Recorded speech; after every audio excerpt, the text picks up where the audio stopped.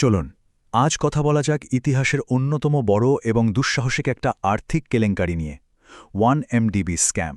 একবার ভাবুন তো, $25 কোটি শুধু একটা ইয়ট কেনার জন্য, যাতে কিনা একটা সিনেমা হল আর হেলিপ্যাড পর্যন্ত আছে।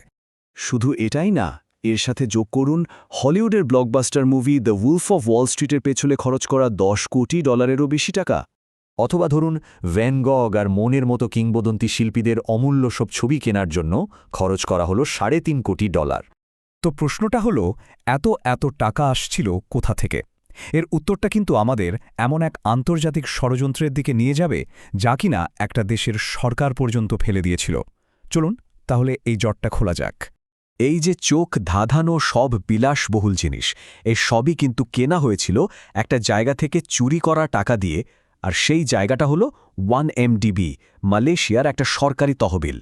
মানে এটাকে বানানো হয়েছিল একটা সার্বভৌম সম্পদ তহবিল বা সভরেন ওয়েলথ ফান্ড হিসেবে।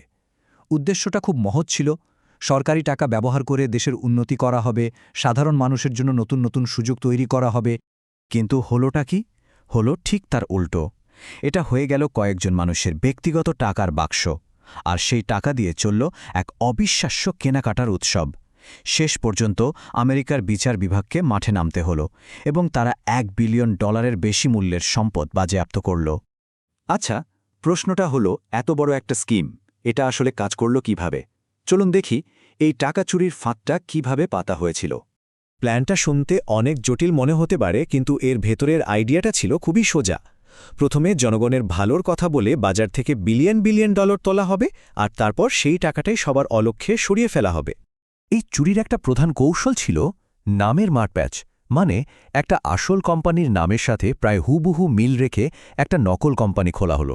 আর এই সামান্য চালাকি দিয়েই ব্যাংকগুলোকে বোকা বানিয়ে $1 বিলিয়ন বেশি টাকা ভুল অ্যাকাউন্টে পাঠিয়ে দেওয়া হলো। ভাবা যায়? ব্যাপারটা আরও মজার হয় যখন আসল কোম্পানিটা, মানে আবুধাবির সেই ফান্ড, পাবলিকলি ঘোষণা করতে বাধ্য হয় যে ওই নকল কোম্পানির সাথে তাদের কোনো সম্পর্কই নেই।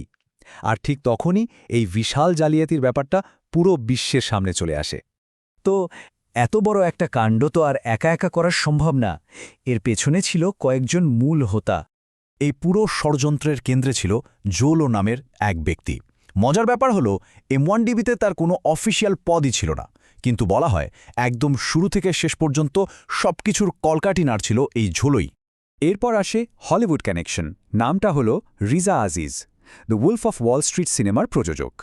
উনি 1MDB থেকে সরানো কোটি কোটি ডলার নিজের ফিল্ম স্টুডিওতে ঢেলেছিলেন। আর এই পুরো খেলার একেবারে শীর্ষে ছিলেন একজন, যাকে আদালতের কাগজপত্রে শুধু মালয়েশিয়ান অফিশিয়াল এক নামে ডাকা হয়েছে। একজন রহস্যময় ব্যক্তি, যার হাতেই ছিল এই ফান্ডের চূড়ান্ত নিয়ন্ত্রণ। কিন্তু এত বড় একটা চুরি তো আর সারা জীবন চাপা থাকে না, তাই না? যখন এই কেলেঙ্কারি ফাঁস হল, তার রাজনৈতিক প্রভাব ছিল মারাত্মক। যখন তদন্তকারীরা প্রায় সবকিছু ধরে ফেলছিল, তখন ওই মালয়েশিয়ান অফিসিয়াল ওয়ানের অ্যাকাউন্টে পাওয়া কোটি কোটি ডলারের একটা অদ্ভুত ব্যাখ্যা দেওয়া হলো। বলা হলো ওটা নাকি সৌদি রাজপরিবারের পক্ষ থেকে দেওয়া একটা ব্যক্তিগত উপহার ছিল। কিন্তু আন্তর্জাতিক তদন্তে তো অন্য গল্প বেরিয়ে আসলো। আর এই কেলেঙ্কারিটা মালয়েশিয়ার রাজনীতিতে এতটাই বড় ইস্যু হয়ে দাঁড়ালো যে এর জেরেই ক্ষমতাসীন দলকে নির্বাচনে শোচনীয়ভাবে হারতে হলো, যা ছিল এক কথায় ঐতিহাসিক। সুতরাং মূল ব্যাপারটা শুধু টাকা চুরির মধ্যেই সীমাবদ্ধ ছিল না। এটা এমন এক বিরাট কেলেঙ্কারি ছিল যা একটা দেশের পুরো রাজনৈতিক ইতিহাসকেই ওলটপালট করে দিয়ে গেছে। এই পুরো ঘটনাটা চোখে আঙুল দিয়ে দেখিয়ে দেয় যে বড় মাপের দুর্নীতির পরিণতি কতটা ভয়াবহ হতে পারে। আর শেষে একটা প্রশ্নও রেখে যায়, যখন জনগণের কোটি কোটি টাকা এভাবে চুরি হয়ে যায়, তখন শুধু কিছু সম্পদ বাজেয়াপ্ত করলেই কি আসল ন্যায় বিচার হয়?